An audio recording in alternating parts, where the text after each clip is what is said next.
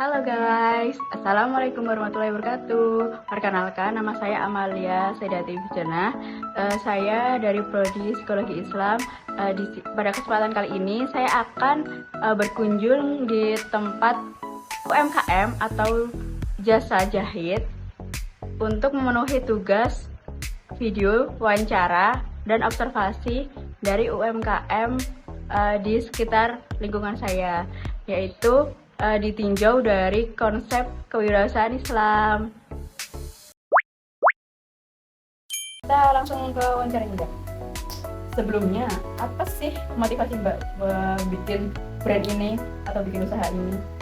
Ya, awalnya sebetulnya karena jurusan saya dulu SMK di bidang tata busana dan kebetulan lanjut kuliah di jurusan busana juga.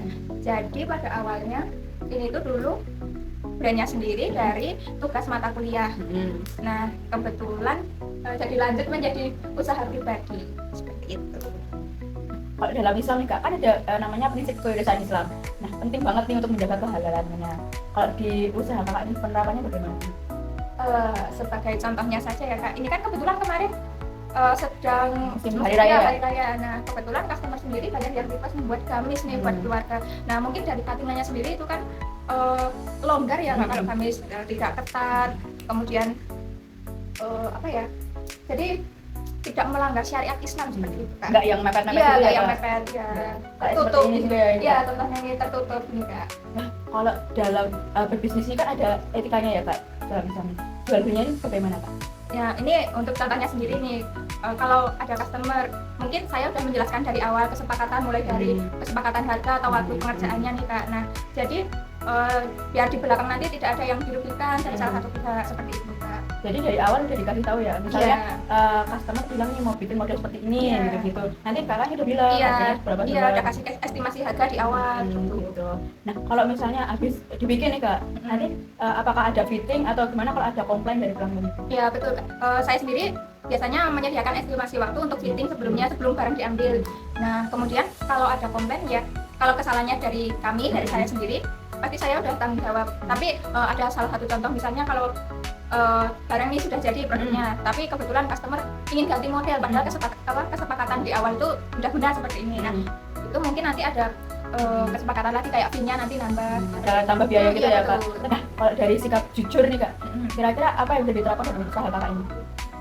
Ini salah satu contohnya nih, kebetulan misalnya kalau ada customer yang mau menjahitkan tapi kebetulan slot jahit di saya sudah full, nah, atau kayak ini waktunya terlalu mepet, saya sudah bilang di awal kalau maaf slotnya udah full, jadi kayak daripada nanti tidak bisa kekejar, nah jadi udah saya bilang dari awal kan, seperti itu. Kalau dari sisi pelayanan terhadap konsumen nih Kak, kira-kira bagaimana sih cara pelayanannya terhadap customer di Velomas ini?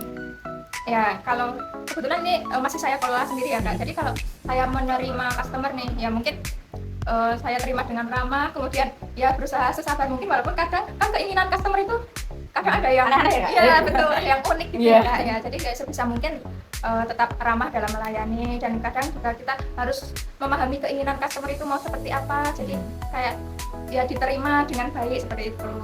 Kalau ada kayak requestan dari customer yang unik-unik itu gimana Kak caranya? Nah, itu kalau semisal saya masih bisa menangani, nah biasanya saya tetap terima, kayak soalnya saya sendiri juga suka tantangan nih Kak, kebetulan suka yang unik-unik, jadi ya kalau saya merasa saya bisa, jadi ya pasti saya terima. Tapi kalau di awal saya udah nggak yakin, ya jadi saya bilang daripada nanti pada akhirnya saya nggak bisa memenuhi keinginan beliau, jadi ya kalau memang tidak bisa saya tolak. Nah, kalau dalam usaha ini kan ada yang namanya pelayanan ya Pak. Seberapa penting sih pelayanan usaha dalam jasa yang Kak kelola ini? Sangat penting ya Kak, karena pelayanan yang baik tentu nanti bisa membuat customer balik lagi kan. Kalau customernya puas, pasti customernya nanti bisa menjadikan lagi di sini, seperti itu.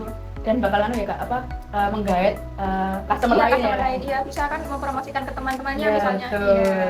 Dan itu udah sering terjadi nggak sih kak? Iya kebetulan. Ya kebetulan banyak customer dari saya sendiri yang kemarin itu merekomendasikan ke teman-temannya. Jadi kayak banyak yang berdatangan. Iya, seperti itu. Jadi pelanggannya itu dari teman-teman pelanggan setia kak iya. ya. Nah, dalam kewirausahaan Islam ini kan ada namanya prinsip keberkahan ya kak.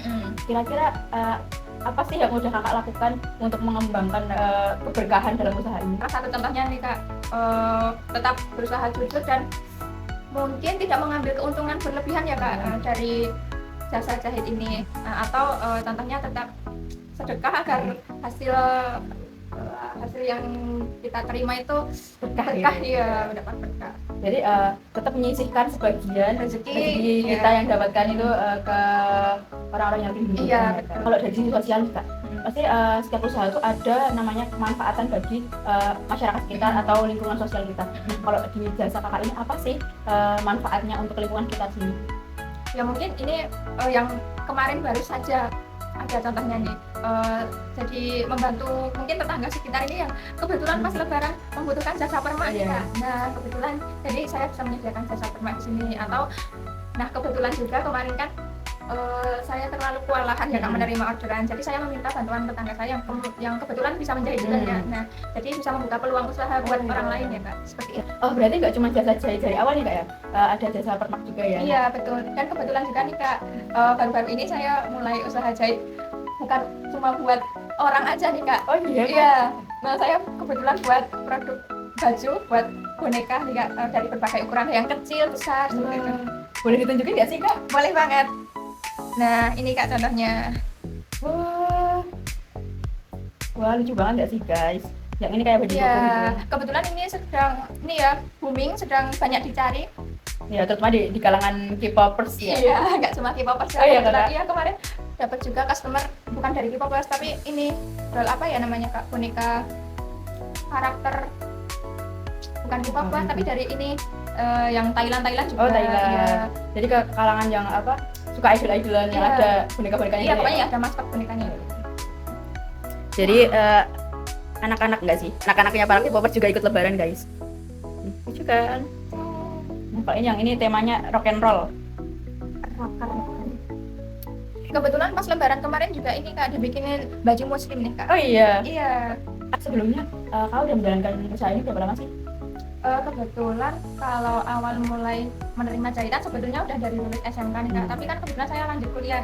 Jadi awal-awal kuliah itu belum menerima lagi, tapi kebetulan di kos saya juga bawa mesin jahit, jadi kayak buat inilah cari uang saku. Itu kebetulan sekitar tahun masa Covid 2019 akhir, iya. 2019 sampai saat ini ya 2020. Iya. 8 tahunan ya? Iya, sekitar 8 tahun. Menjalani usaha ini. Nah, apa sih tantangan terbesarnya dalam menjalani usaha ini kurang lebih 8 tahun berkarir? Kebetulan kalau tantangan banyak ya Kak. Salah satu contohnya, nah kan ini saya kebetulan di pelosok ya, di desa nggak di kota. Untuk menentukan harga sendiri, biasanya kan kalau di desa nggak bisa ya kalau harganya tinggi. Padahal saya sendiri kalau cari bahan itu harus ke kota, karena di sini nggak ada Kak. Iya. Nah untuk itu sendiri kayak apalagi sekarang bahan tuh gampang naik ya Kak. Nah itu untuk menentukan harganya itu lumayan susah. Terus juga ya ini di sini kurang toko-toko bahan yang saya butuhkan, jadi kan harus bolak-balik ke kota, ke sini itu memakan waktu yang lumayan. Transport juga ya? Iya Kak? betul. Transport tuh kalau ke kota itu berapa jam sih? 1 jam untuk berangkatnya, iya 2 jam berarti untuk bolak-balik. Jadi artinya membutuhkan uang lebih untuk transport juga Iya ya Kak? betul. Jadi orang-orang tuh mikirnya kadang cuman mikir jasanya aja, Iya, nggak jasanya mikir aja. transport untuk beli bahannya gitu ya. Betul. Kemudian ini mungkin persaingan usaha ya, kebetulan kan di sini banyak ya Kak penjahit. Nah itu mungkin persaingan kompetitor antar penjahit di sini. Tapi kebetulan yang Gen Z, Iya yang Gen Z cuman kakak sendiri kan. Jadi Baru, iya ya. baru kakak sendiri. Jadi yang bisa kayak model aneh-aneh atau model Iya. unik-unik ini cuman satu orang ini guys. mungkin yang lainnya tuh banyak menerima seragam. Nah kebetulan kalau saya sendiri jarang menerima seragam ya Kak, lebih Malah ke lebih ke ini mungkin yang model aneh atau yang kebaya buat wisuda lamaran, nah seperti itu malah atau lebih bridesmaid banyak. gitu ya. Iya, Kak? Sekarang kan lagi musim- lagi zamannya bridesmaid. bridesmaid gitu. Iya betul. Jadi malah peluang baru nih yang kompetitor lainnya itu kan cuma kayak seragam-seragam, baju-baju yang basic-basic gitu. Kalau di sini tuh lebih ke yang unik-unik dan butuh detail atau Iya. apa ya, yang pokoknya yang sekarang lagi ini tuh ya kayak kebaya yang modelnya aneh-aneh, yang bisa mengikuti tren lah tren, ini. ya, yang up to date. Oke, mungkin segitu dulu wawancara kita hari ini. Semoga dari tantangan tadi bisa menemukan solusi untuk mengatasi tantangan tersebut ya Kak. Dan semoga usahanya semakin lancar, semakin ada yang bisa membantu usaha Kak. Kita ada beberapa proses yang akan kita tayangkan ya guys. Nanti ada klip-klip dari proses jahit yang Mbak Mada lakukan. Nah, sekian dari kami. Bye. Nah, ini ada beberapa klip proses produksi dari rumah jahit Mbak Mada. Yang pertama ini ada proses solder di kain broklat untuk kebaya. Terus selanjutnya ini ada proses payat ya guys. Jadi ini adalah memberikan manik-manik di baju dengan cara manual, yaitu pakai tangan. Pelan-pelan banget. Ini tuh aku speed 5 kali, jadinya kayak kelihatan cepet ya guys, padahal ini tuh pelan-pelan banget gitu. Ini biasanya buat kebaya gitu guys. Kemudian ada proses jahit. Ini jadi jahit ngikutin pola dari motif ini ya guys. Jadi gak cuman lurus aja gitu guys. Jadi jahit itu nggak cuma lurus aja, ini jadi tergantung model yang diinginkan sama customer dan kain yang dibutuhkan. Kelihatan simple tapi nggak sesimpel itu ya guys. Oke, itu dulu. Nah, untuk akun Instagramnya bisa dicari aja ya guys, namanya Hello Match Outfit.